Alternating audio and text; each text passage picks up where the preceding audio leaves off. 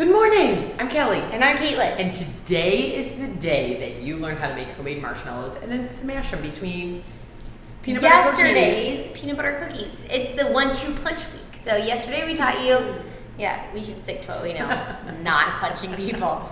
Okay, so yesterday we taught you that super easy recipe for the peanut butter and cookies, 4 ingredients, delicious. I hope you saved some for today because... She kind of was saying that to me, not to you. Oh. Well, I've already polished them off. It's a come to Jesus talk.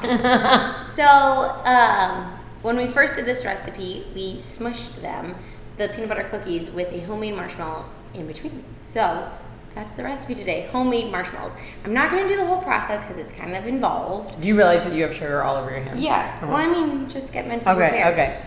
Actually, fun fact, this might add a minute to this video. When I was in high school, you know, you take those tests where you say, what are you going to be when you grow up? Oh, and everybody got like hospital administrator or future president. I got mime. So I've just been practicing.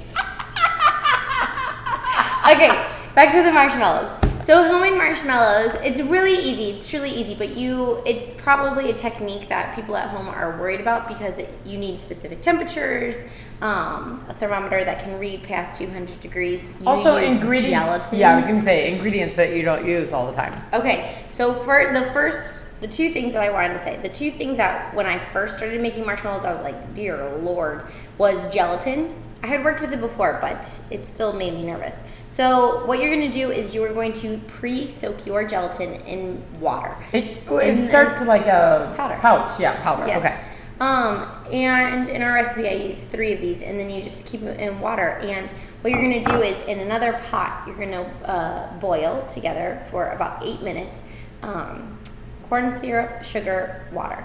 And then you add the pinch of salt and vanilla but you pour this over it and then it melts again and then it fluffs up and then you put it in like that and it melts again? Yeah. Okay, wow. You have to like steep it.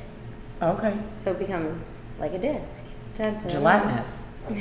No way. Very good. Okay, so that was the first thing that was woo. Yeah. When you make the marshmallows. Of course, all of these Details down below. Thank you. Okay, the second thing is that a lot of the marshmallow recipes that I read in the past had potato starch, and it was one of those ingredients that I've never heard of it, and I don't know I can get it at the local grocery store, then I'm not interested in doing it. Yeah. So it hindered how quickly I was starting to make the marshmallows. So let me just tell you, powdered sugar works exactly the same. It helps. The potato starch. I don't use potato starch. Instead of sugar? Powdered sugar? Yes. It just says the dusting agent so that nothing sticks together. But powdered sugar works well in its place. So follow our recipe down below. Yes, you down below. Can have homemade marshmallows. For all the things that Caitlin just rattled off as hindrances, once she started making marshmallows, there was no turning back. She's made them every which way, color, flavor. And also, I should say, a very fun thing is that she makes them with the kids for birthdays, and then they take them to school. And I'm not gonna lie, they look disgusting. To you? Well, right. That's not very nice. Judgment-free zone. Well, the kids swirl in so many colors that it becomes not the prettiest colors anybody's ever seen. Okay. After you let your marshmallows set. Sorry. Jeez, old Pete. Now I'm going to feel terrible when our kids watch this. Okay, so after your marshmallows have set and you can slice them, then you just dredge all the corners, all the exposed parts into the powdered sugar, and they will no longer stick to anything. Okay. And you can do your best mime routine. Like, how can I do that too? Yeah, you hold those corners. Okay, bring them over. Oh my God, it's so exciting. Okay.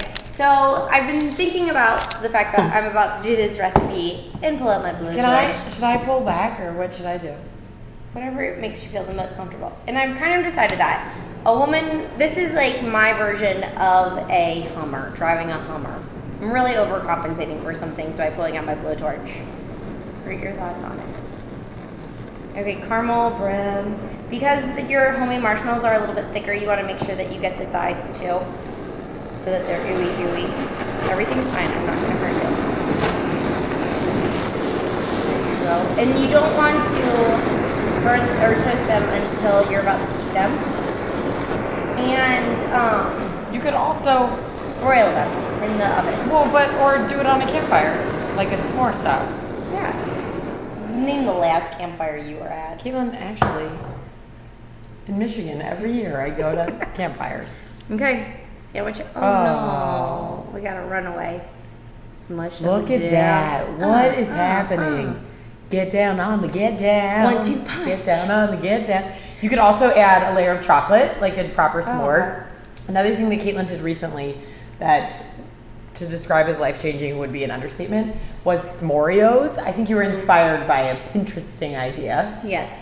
But she made unscrewed double-stuffed Oreos and made peanut butter marshmallows and blowtorched them and then put the sandwich back together. We need to wrap this up.